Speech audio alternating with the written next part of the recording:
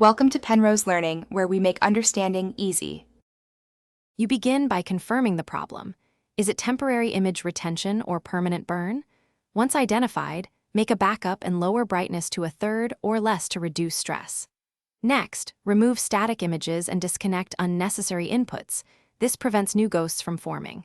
Prepare a clean workspace and the tools listed on screen. While you set up, understand why.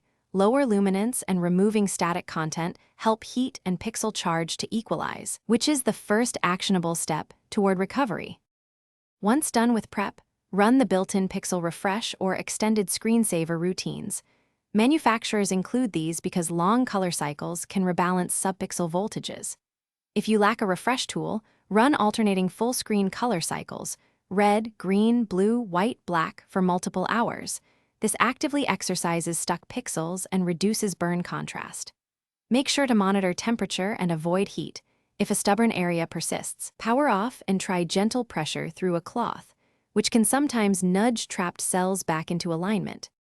You finish by retesting with calibration patterns and slowly restoring brightness to normal. This verifies improvement and prevents relapse. If residual burn remains after 24 to 72 hours of cycling and rest, arrange professional repair or panel replacement. Permanent burn needs hardware intervention.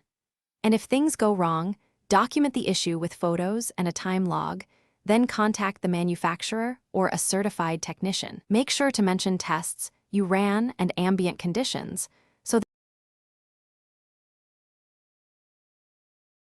Thanks for watching. If this was helpful, leave a like and consider subscribing. See you next time.